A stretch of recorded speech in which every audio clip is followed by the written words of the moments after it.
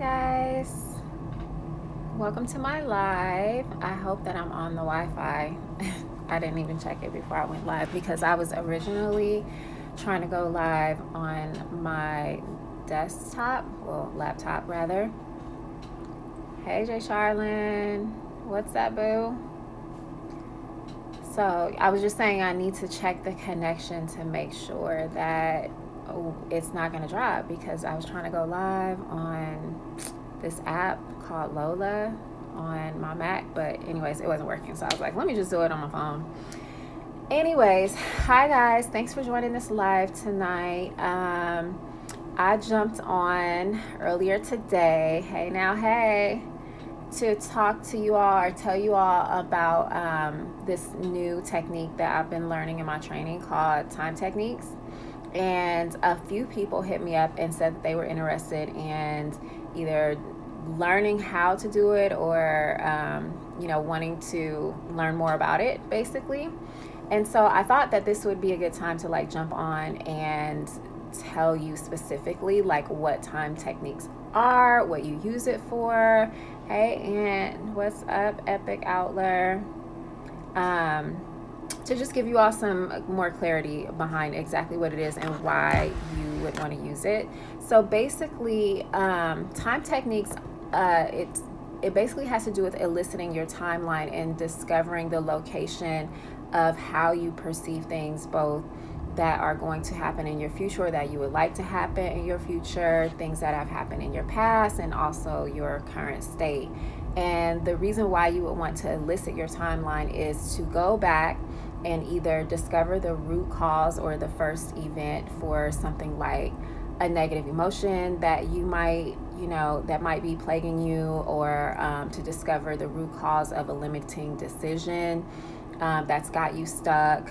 And so there are a couple of ways that you can look at your timeline and remove a limiting decision. And what would be considered a limiting decision are things like feelings of not feeling good enough, or I can't make enough money, or I can't have a good relationship. Those are all limitations in your decision making process that prevent you from having those things. And also, one of the things that we do with working with the timeline is releasing negative emotions or problems.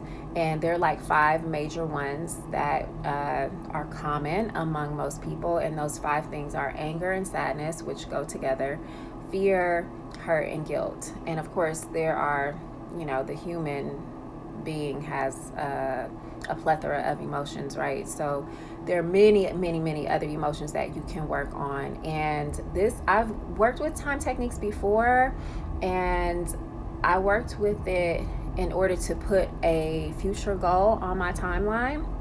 This was my first time experiencing working with going in the past, on my timeline.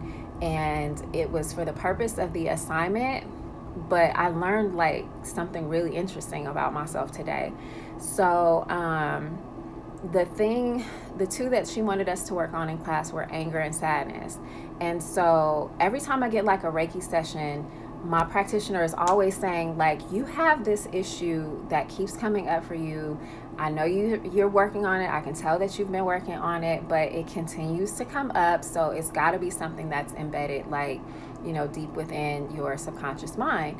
And so now that I've been learning all of this NLP stuff, I have the tools to be able to go in and loosen that stuff up and uncover those things that are deeply embedded. And so these 2 issues I knew I had, but they were kind of almost feeling at a resolution. My conscious mind felt like I had resolved them a long time ago. That's not an issue for me. I don't feel angry about this situation. I don't feel sadness over this situation. So consciously I'm feeling like it's resolved, but subconsciously there's still stuff, stuck down there. And that's what I found out today. And so basically, in a minute, I'm going to tell you all how you can experience your own timeline, but I'll just explain to you like specifically like what happened to me today. So I was working with this woman in my class named Lisa, and Lisa is so sweet. She's like a former librarian, and so I was like, oh my God, I love that you were a librarian. That was like what I thought I was gonna be when I grew up. I used to spend so much time in the library, so she and I had like a natural rapport or whatever, which makes it easier for you to work with somebody if you're going to do coaching like this. You want to be able to have a sense of liking with the person that you're working with. So we were working on releasing the negative emotions, sadness and anger. And we actually did, which one did we do first? We did anger first, right? And so she basically had me to get on my timeline and float above it and turn around and like face the past. And there's like all these different ways that you can look at it. You can look at it from like above your timeline, looking down onto the situation. And that's what I did. And it went back to that moment where I'm seeing the original trigger of like what this anger was. And she asked you to like, switch positions basically so you can look at it from another viewpoint. And she was like, how do you feel like looking at the situation now? What are some learnings that came from it, right? And I think in the anger situation, what was my learning specifically? I learned that, it was neutral. That's what it was. Because I was like, I don't really have any more feelings about this situation. I feel like they've been resolved. So it was a neutral feeling. And so when we moved forward, like back into my now, it was like, okay, now looking back on that situation, if, the thing that happened to you were to happen now, how would you be able to look back at it and respond? And I was basically like neutral. So that was an indication that we cleared the slate, right? Basically. So then when it came time to work on the same issue and the sadness that was related to the issue, I went back in the past and I was looking at it, from above, looking down into the situation. And I was like, it's really just like a little hint of sadness, like a little twinge, but not much. It's like barely even noticeable. And so she asked me like what the learnings were from that. And I was like, well, basically I've learned that it's okay to feel sad. That's a perfectly normal human emotion. And it's also okay to like, what's the word I'm looking for? It's also okay to let go of sadness when it's no longer serving you. You know what I mean? Like we feel sad for a period of time, which may allow us to, cry and express and let out those emotions. But at some point, you need to put that aside. You don't need it anymore. And so that was my learning that I carried forward. And so when we moved back into my current timeline, like moved from the past, because I experienced my past as being behind me and my future kind of like slopes up. And so the present is like me, like in the middle, in the right here as you see me position, I guess. And so when it was time, when we came back to my now position, and she was like, look back and, what are the learnings there? And is that feeling of sadness still there, or is it completely gone? And I was like, looking back, that the sadness seems neutral, but I still feel like a heaviness, like right here on my chest, like it feels literally heavy. I can feel it like pressing on me. I was like, and so she gave me a moment to like, come up with like the words of like what that could be. And my subconscious mind was like, it is disappointment. I was like, shit, that's wild. Like and all of the work that I've done on this particular issue, that has literally never ever come up, like feelings of disappointment. And I was like, whoa, so that's something that I can totally like go back in a future session and work on releasing, because we really had just time to do like 2 at that particular time in the training. And so I was like, dang, that's hella good to know. Like I felt excited because I was like, after all this time I've been working on this issue, like when is it gonna be over? When's it gonna leave? Like I've done the work. Like what is the problem? And so I think it's really the disappointment that's still stuck in there. You know what I mean? And so I'm going to do a time technique on myself because it is a process that you can do for yourself. It's not like a hypnosis or anything because you're fully conscious and aware the whole time. But I just thought that was super interesting about how like we can think like we have an issue and it's resolved, but there's really still like some residual stuff, you know? So I just found that super fascinating. And I was like, oh my God, this can like open the door to like so many other things. You can go back and forth in your timeline on, you know, many things that you, and it doesn't even have to be, they have certain processes that you can do to where you can go back, you know, really far on your timeline to deal with stubborn negative emotions that you might have, to deal with like anxiety, to release negative emotions. That's one of the things that we did. There's just like so many things that you can do with your timeline. And so what I'm going to do with you all tonight, we're not going to work on necessarily releasing anything specifically, because if you've never experienced your timeline, you would want to know like what that looks like and feels like before you do it. So we're just going to do like a quick little first adventure on your timeline. And so the first thing to do is to be aware of it. So if you want to follow along with me, you can close your eyes or you can keep them open. It's up to you. But basically, I'm going to start off by saying I have a feeling that if I were to ask your unconscious mind, where is your future and where is your past, that you would have a specific direction and be able to point to it. You'd have a specific direction in mind, like front to back or side to side or up and down or in some other direction, okay, in relation to your body. And now this is not your conscious or your logical thought out answer that you want to give. It's your natural unconscious answer. So I want that to be your first impulse. Okay. So if I were to ask your unconscious mind, where's your future? What direction would you point?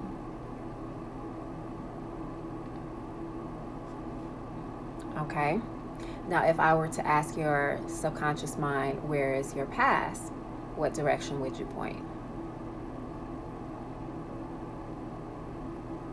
And if you notice, those two directions imply that there is a line and your timeline is going to be connected. Your future, like I told you, that mine kind of like slopes up and it goes out in front of me. And the present is like now, like right where I am, and my past is like behind me. That's just the nature of my particular timeline. So what we're going to do is have a quick little adventure on our timeline now that you know where your future is, where your now is, and where your past is. So what I want you to do is close your eyes if you feel comfortable and think about your timeline. And now when I say timeline, I don't only mean like something that you see, because in a moment I'm going to ask you to float above it. And by float, I mean like how sound waves float, or how wind and leaves float, or how you might float in a pool or in a bathtub. And however you imagine your timeline is just perfect because it's yours, it's unique to you. So go ahead now and just float above your timeline, making sure to look through your own eyes instead of seeing yourself floating.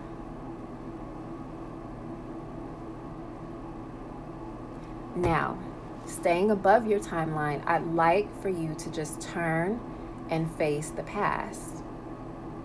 Just turn so that you're facing the past and just float back into the past. And at the unconscious level, remember that there's no concept of time, so your unconscious can take you there as quickly as it likes to.